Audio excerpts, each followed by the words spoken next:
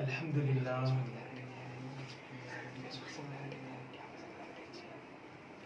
الحمدللہ رب العالمین والصلاة والسلام علی اشرف الانبیاء والمرسلین وعلی آلہ الطاہرین واصحابہ الاکرمین واجمعین اما بعد.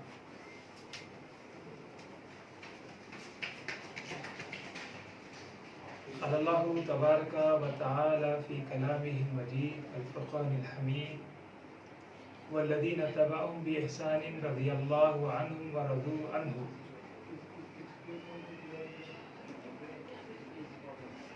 وقال اللہ جل وعلا فی شان نبیہ وحبیبہ ان اللہ وملائکتہ یصلون علی النبی یا ایھا الذین آمنوا صلوا علیہ وسلموا تسلیما. اللهم صل على سيدنا مولانا محمد الفاتح لما أغلق والخاتم لما سبق ناصر الحق بالحق والهادي إلى صراطك المستقيم وعلى آله حق قدره ومقداره العظيم. معزز ناظرین اکرام سامعین، السلام علیکم ورحمۃ اللہ وبرکاتہ. امام الائمہ سراج الامہ امام اعظم ابو حنیفہ حضرت سیدنا نعمان بن ثابت رحمۃ اللہ علیہ، آپ کی حیات طیبہ ولادت بسعادت اور کارہ نمایاں پر انشاءاللہ تعالی ایک نظر ڈالنے کے آج ہم سعادت حاصل کر رہے ہیں. عزیزان محترم،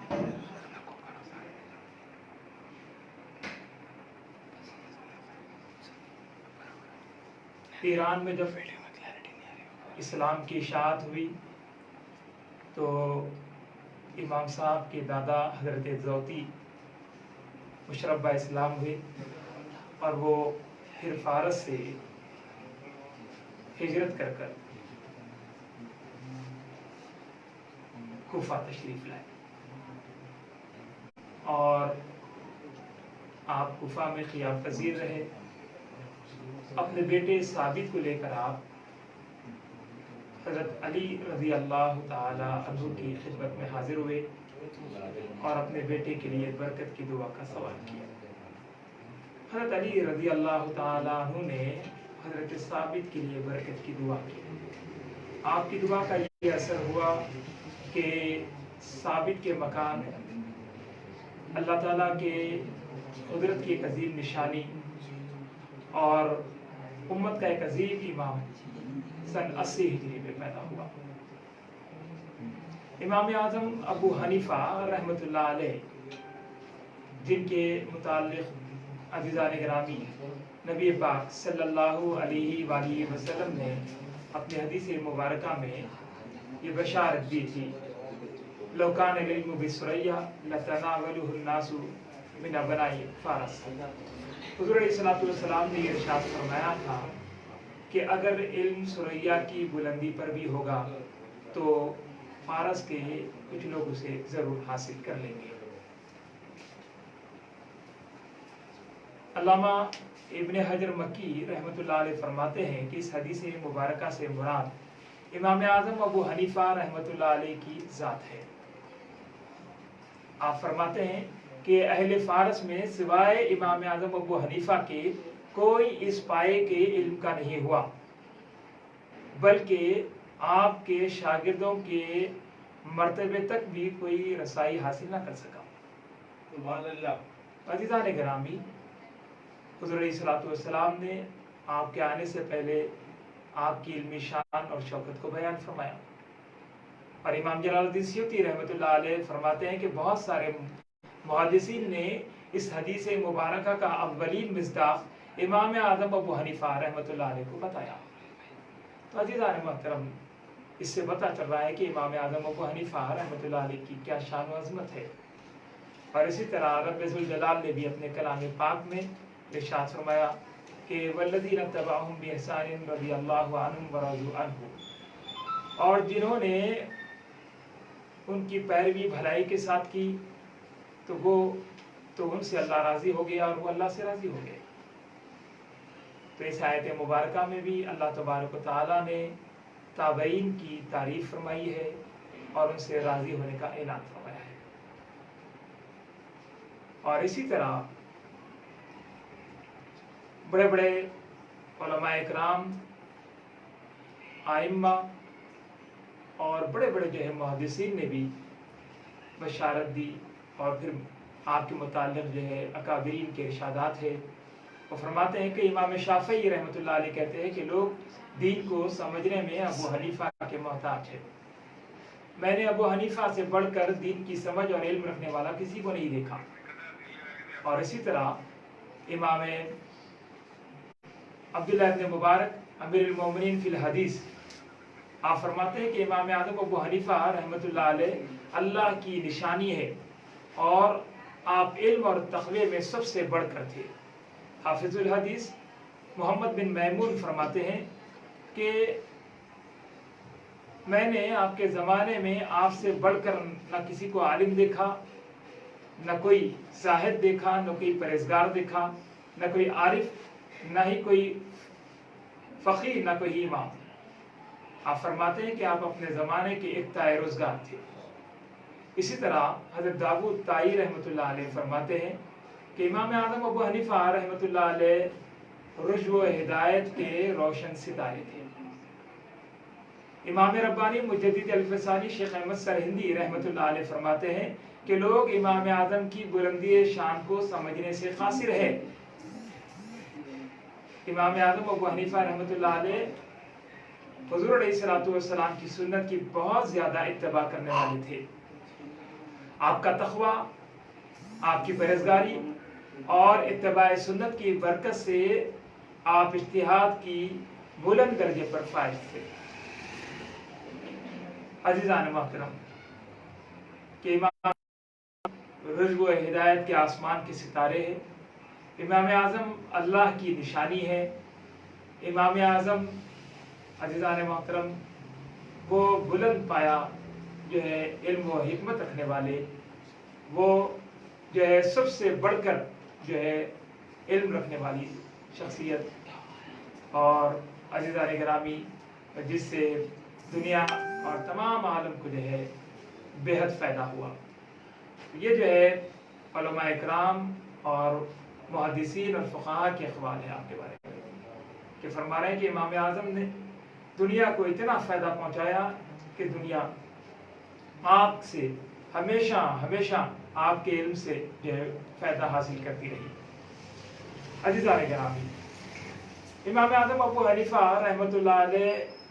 جس دور میں آپ نے جو ہے آنکھ کھولی، وہ دور آپ صلی اللہ علیہ وآلہ وسلم کے جمال مبارک کو دیکھنے والی پر نور آنکھیں، اس دور میں جو ہے پر نور آنکھیں، اس آنکھ کو دیکھنے والی کثیر ایسے لوگ موجود تھے جو حضور پاک صلی اللہ علیہ وسلم کے جمال مبارک کو دیکھے تھے، یعنی صحابہ کرام۔ اور آپ یعنی عبداللہ ابن مبارک، آپ نے جن صحابہ کرام سے ملاقات کی ان میں انس بن مالک رضی اللہ تعالیٰ عنہ، عامر بن واصلہ رضی اللہ تعالیٰ عنہ، عبداللہ بن بصر رضی اللہ تعالیٰ عنہ، اور سہل بن سعد رضی اللہ تعالیٰ عنہ، اور اس طرح کثیر صحابہ کرام ہیں۔ روایتوں میں آتا ہے کہ آپ نے 20 اور بعض روایتوں میں آتا ہے کہ 60 اور اس سے بھی زیادہ صحابہ کرام سے آپ کی ملاقات ثابت ہے۔ 6 صحابہ کرام سے آپ نے حدیث کی سند حاصل کی ہے، اور یہ صحابہ کرام ہی کی صحبت کی برکت تھی کہ ایک عظیم تابعی آپ جو ہے بن گئے، اور صحابہ کرام کی صحبت ہی نے آپ کی فقہ کو فطری اور آسان بنا دیا۔ عزیزان گرامی، امام اعظم ابو حنیفہ رحمۃ اللہ علیہ، آپ کا جو ہے بچپن آپ کے دادا کا پیشہ تجارت تھا، اور امام جو ہے شعبی رحمۃ اللہ علیہ کوفہ میں رہا کرتے تھے، اور آپ نے سب سے پہلے اپنا ذان و ادب کسی سے علم حاصل کیا تو وہ امام شعبی رحمۃ اللہ علیہ۔ جو کوفہ کے مشہور امام تھے۔ امام اعظم ابو حنیفہ رحمۃ اللہ علیہ کی امام شافعی سے کچھ اس طرح ملاقات ہوئی۔ ایک روز کا واقعہ ہے کہ امام شافعی رحمۃ اللہ علیہ کوفہ کی ایک راستے سے گزر رہے تھے کہ امام اعظم ابو حنیفہ ابھی آپ چھوٹے تھے، آپ بھی اسی راستے سے گزر رہے تھے۔ امام شافعی کی نظر پڑی تو آپ نے آپ کو روک لیا اور آپ سے سوال کیے، اور اس کے بعد کہا کہ بیٹا مجھے تم میں علم کے جوہر نظر آتے ہیں، تم علماء کی صحبت میں بیٹھا کرو، تم میں قابلیت کے جوہر میں دیکھ رہا ہوں۔ اس بات کا امام اعظم ابو حنیفہ رحمۃ اللہ علیہ کے دل پر گہرا اثر ہوا اور آپ کے دل میں حصول علم کی ایک تڑپ پیدا ہو گئی، اور آپ نے مختصر سے عرصے میں اپنے شہر میں رائج تمام علوم کو حاصل کر لیا۔ علم الانصاب، علم الادب، علم الحدیث، علم الفقہ، علم جو ہے کلام، اس طرح آپ نے تمام علوم کو جو اس زمانے میں اس جو ہے وقت وہاں پر جو ہے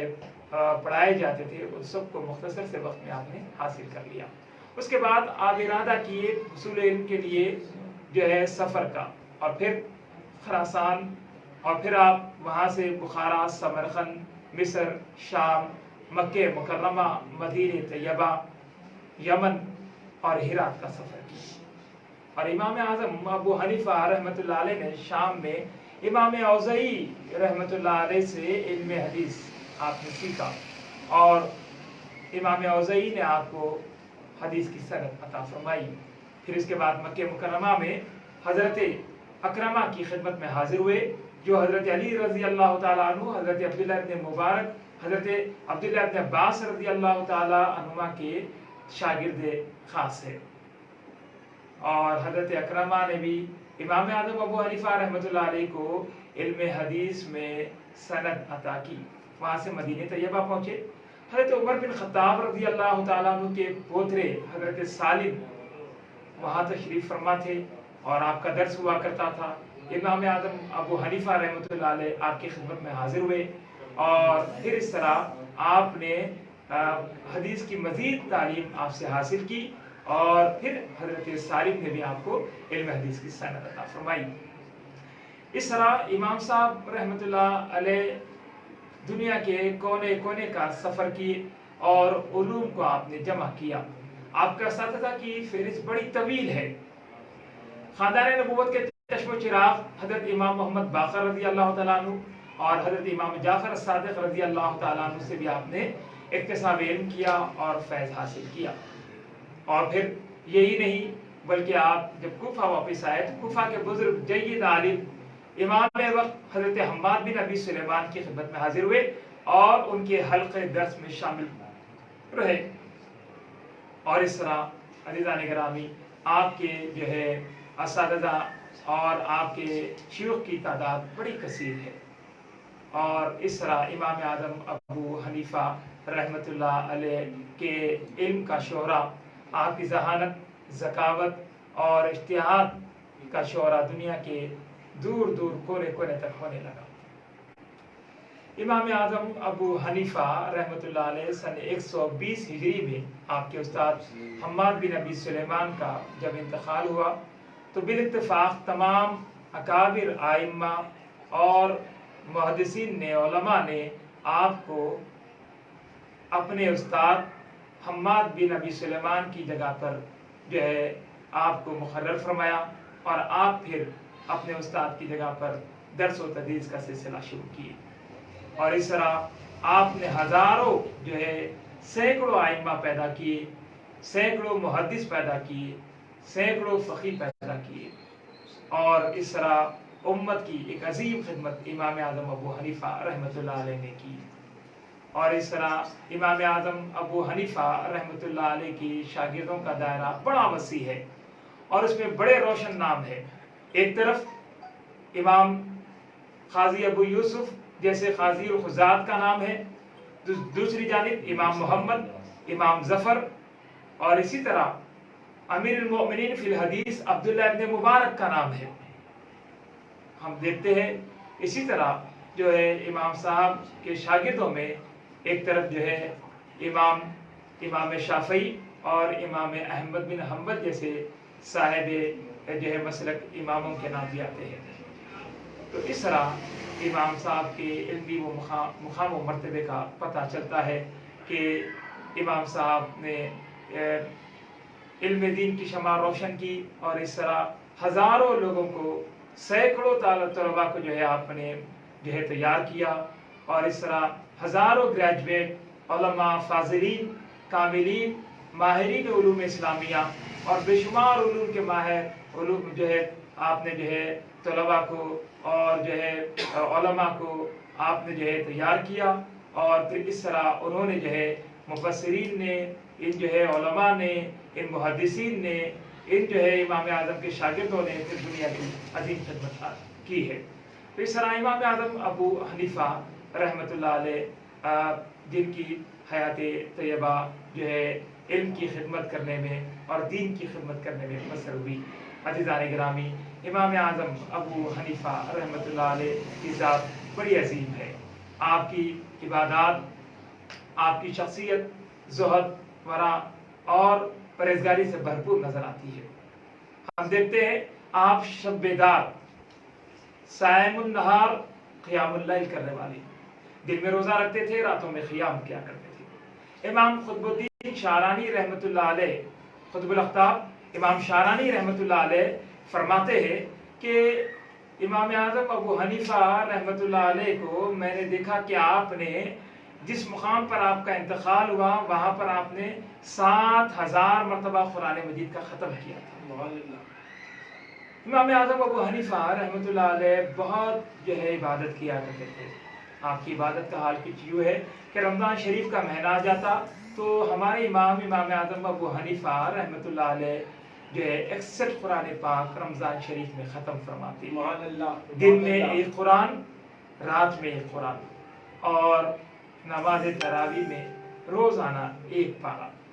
इस तरह कुल रमज़ान मुबारक में 61 कुरान मजीद ख़त्म फरमाया करते थे। इमाम आज़म अबू हनीफा रहमतुल्लाह अलैह का ज़ुहद, तक़वा, परहेज़गारी, आइए इसके मुताल्लिक़ चंद बातें कहते हुए, दो वाक़ियात सुनाते हुए अपनी बात को ख़त्म करूँ। अज़ीज़ साथियों, इमाम आज़म अबू हनीफा रहमतुल्लाह अलैह आपकी परहेज़गारी के हवाले से, क्योंकि आप पेशे के हिसाब से ताजिर थे और आपकी कपड़े की बड़ी तिजारत थी कूफा में, और इस तरह इमाम साहब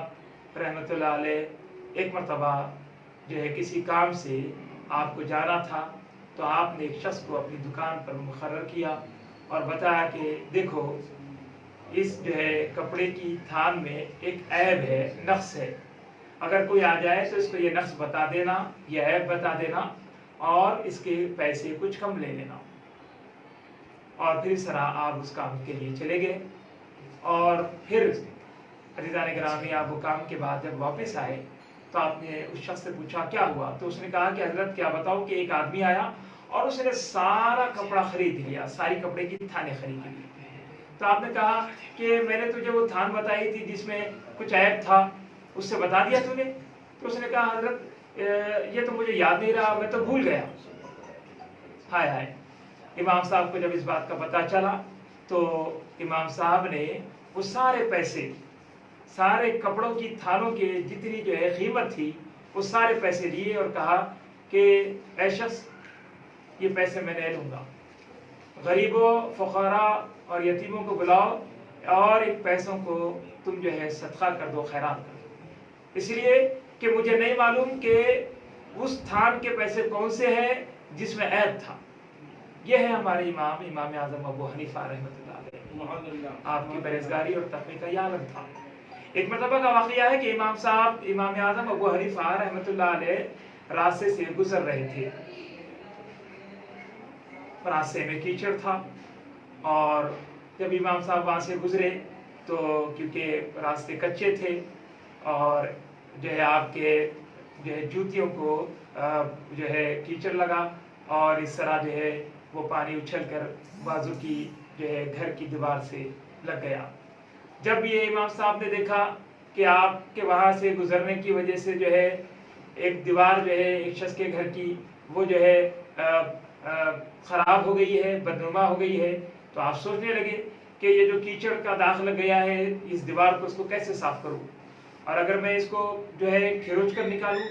تو کیونکہ پہلے مٹی کی دیواریں ہوا کرتی تھی، آپ سوچیں کہ اگر کھروچ کر نکالوں تو پھر اس کیچڑ کے ساتھ مٹی بھی نکل آئے گی، اور پھر صاف کروں تو کیسے صاف کروں۔ اب یہ سوچنے ہی میں تھے کہ ایک مالک مکان باہر آیا اور وہ شخص یہودی تھا، اور اب جب آپ نے دیکھا تو وہ آپ کا مخلوص تھا، اور اس نے امام صاحب کو دیکھا کہ وہ اس کے گھر کے پاس کھڑے ہیں، تو وہ امام صاحب کو دیکھ کر فوری جو ہے ہیلا کرنے لگا اور کہنے لگا کہ حضرت مجھے معاف کر دیجئے، میں آپ کا خرچ جو ہے ادا کر دوں گا، اور جو ہے اس طرح جو ہے وہ ہیلے بنانے لگا۔ تو امام صاحب نے کہا کہ خرچ کی بات کو چھوڑ دو،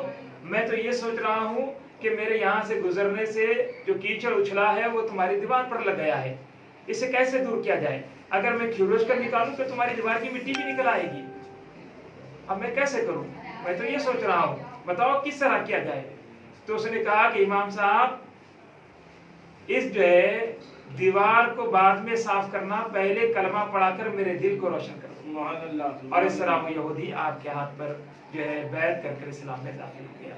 تو عزیزان گرامی، یہ تھی ہمارے امام اعظم ابو حنیفہ رحمۃ اللہ علیہ کی شخصیت، ذات، اور آپ کی جو ہے